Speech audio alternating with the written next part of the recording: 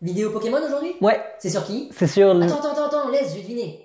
Bon, après Ectoplasma, tu vas forcément parler d'un Pokémon giga cool, donc Dracofeu? Non. Ah, je vois, t'es parti sur un sujet tout mignon, du coup, Rondoudou. Non plus. C'est bon, j'ai. Léviator. Non. Ronflex? Nope. Mewtwo? Evoli? Non. Arcanon? Non. Lucario? Agumon? Stitch? Casimir? Winnie l'ourson? Libégon. Ah, mais j'allais le dire. Oui, bien sûr. Faisant partie de la troisième des 8 générations de Pokémon, il est l'une des têtes d'affiche des versions Ruby et Saphir sorties fin 2002 au Japon. A l'instar d'Ectoplasma, il est très apprécié des fans, comme en témoigne sa présence dans le top 30 des Pokémon préférés de la communauté en 2020.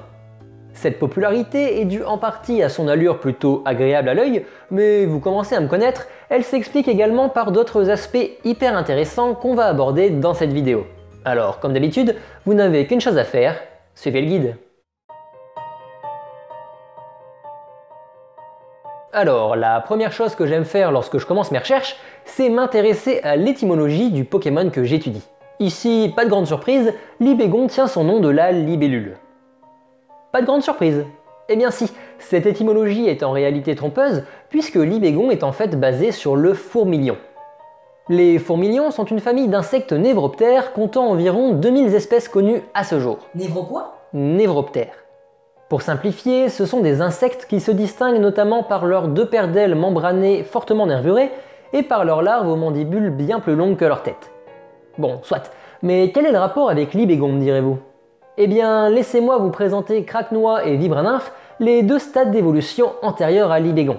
Ensuite, laissez-moi vous présenter un fourmilion sous sa forme larvaire et un autre sous sa forme adulte. Ah ouais, quand même. Oui, cette famille de Pokémon reprend tout bonnement les stades d'évolution du fourmilion. Craquenois est la larve, Vibranymph l'adulte, et Libégon l'adulte surdéveloppé nourri aux hormones. Mais vous vous en doutez, la ressemblance ne s'arrête pas à l'apparence, et de nombreuses similarités se cachent encore dans les caractéristiques de ces deux familles évolutives, à commencer par celle de leur forme larvaire. Vivant dans les déserts et autres régions chaudes et sèches, la larve du fourmilion passe la quasi-intégralité de son temps à l'abri des regards. En effet, celle-ci a mis au point une technique de prédation tout à fait ingénieuse. Tout d'abord, elle recherche un emplacement qui lui convient. Ensuite, elle trace des cercles concentriques en se déplaçant à reculons. De cette manière, et grâce à l'extrémité de son abdomen en forme de peigne, elle creuse progressivement, tout en projetant le sable au loin avec sa tête. Après environ 15 minutes de travail consciencieux, la construction est achevée, et la larve a disparu au fond de l'entonnoir. Le piège est en place. Cependant, pour qu'un tel piège fonctionne, il ne faut rien laisser au hasard. Des parois trop raides et la structure tout entière s'effondrerait rapidement. Des parois trop plates et les proies, généralement des fourmis, n'auraient aucun mal à s'enfuir. Heureusement pour elle, la larve du fourmilion n'a pas ce problème, puisqu'elle est une véritable mathématicienne confirmée. Ainsi, l'inclinaison des parois de ses puits est parfaitement calculée, de manière à ce que si une cible tente de s'échapper, le sable s'écoule sous ses pattes, l'empêchant de remonter la pente et de se mettre à l'abri. Pire encore, si une proie semble pouvoir s'enfuir, le fourmilion se sert de sa mâchoire pour projeter du sable sur sa victime, causant alors un effondrement faisant chuter cette dernière à portée du prédateur. Attrapant son souffre-douleur à l'aide de ses mandibules surdéveloppées, il lui injecte un poison paralysant et des enzymes digestifs afin d'annihiler toute résistance. Puis il aspire lentement et patiemment les sucs et autres fluides de sa proie, avant de se débarrasser de sa carcasse en attendant la prochaine à tomber dans son funeste guet-apens. Petit problème cependant, la larve du fourmilion n'a pas d'anus et doit donc attendre d'évoluer afin d'évacuer ses déchets. Ouais, je sais, vous vous attendiez pas à ça. Bah en vrai ça va, ça doit être assez rapide, non? 3 ans. La phase larvaire du fourmilion peut durer jusqu'à 3 ans. Ah ouais, bonjour les ballonnements. Ouais. Quoi qu'il en soit, après s'être suffisamment nourrie et avoir atteint sa taille maximale, la larve fabrique son cocon et entame sa métamorphose. Au bout d'environ 1 mois, sa transformation est achevée. Le fourmilion atteint enfin sa forme adulte, Craquenois évolue enfin en Vibranymph. Exit alors la mâchoire surdéveloppée et la carapace protectrice. Le corps s'affine, s'allonge et 2 paires de longues ailes se déploient majestueusement. Exit également la redoutable technique de chasse. En effet, l'adulte, bien moins agressif que sa larve, se concentre sur un tout autre objectif, se reproduire. Et pour cause, le temps lui est compté, puisque son espérance de vie est en moyenne de 3 semaines. C'est peu. Oui, c'est peu, et c'est donc une véritable course contre la montre qui se joue, au cours de laquelle les mâles et les femelles se donnent corps et âme afin de s'accoupler et de permettre aux dernières cités de pondre leurs œufs dans le sable. À la fin de ce sprint endiablé, exténué, les fourmilions adultes s'éteignent progressivement, les uns après les autres, et laissent place à de nouvelles larves, complétant ainsi le cycle de la vie. Pour ce qui est des vibranymphes, cependant, le sort semble légèrement plus clément.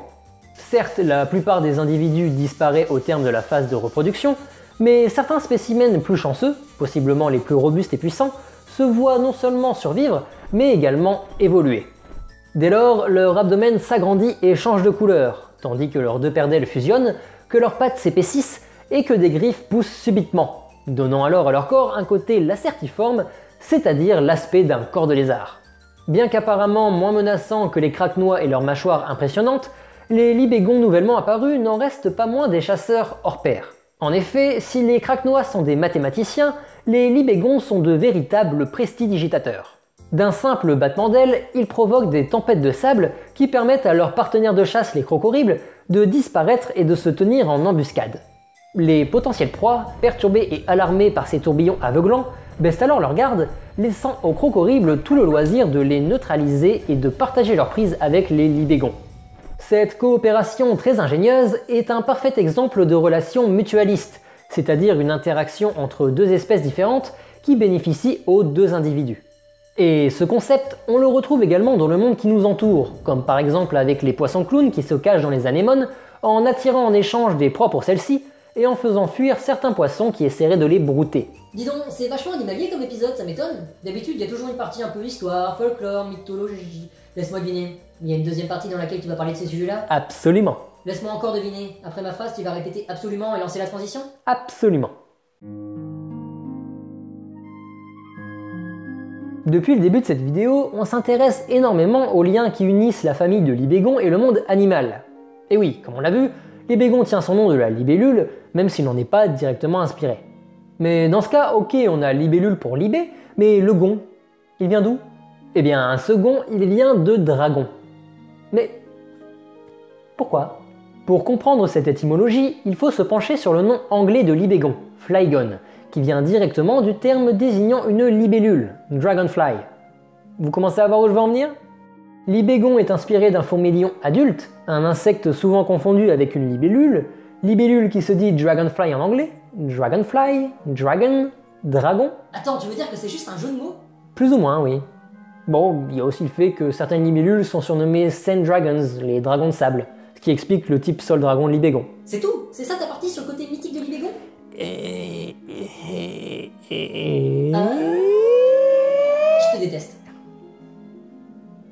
Bon, revenons à nos moutons, ou plutôt à nos fourmilions, et penchons-nous sur leur propre étymologie. Au XIIIe siècle, dans son Bestiaire divin, Guillaume Leclerc nous donne un aperçu de cet être énigmatique. Parmi les fourmis, il est le lion, le plus audacieux et le plus sage. Intelligent, il se cache. Lorsque les autres passent, il saute subitement, les attaque et les tue. Cependant, si on s'intéresse aux manuscrits plus anciens, comme les étymologies d'Isidore de Séville, publiées au 7e siècle, on est interpellé par une phrase assez intrigante. La fourmilion est ainsi appelée soit parce qu'elle est à la fois lion et fourmi, soit parce qu'elle est le lion des fourmis. À la fois lion et fourmi? Tout à fait. Il existe en réalité une autre version du fourmilion, bien plus fantastique, que l'on retrouve notamment dans le Physiologos, un bestiaire chrétien rédigé aux alentours du 3e siècle, qui le décrit de la manière suivante. Elle avait la tête d'un lion et les parties postérieures d'une fourmi. Son père mange la chair, mais sa mère mange du grain.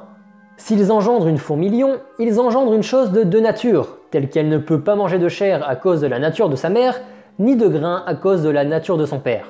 Elle périt donc car elle n'a pas de quoi se nourrir. Ah ouais, c'est triste. Et original? Ouais, c'est original, mais ça n'est pas totalement déjanté non plus.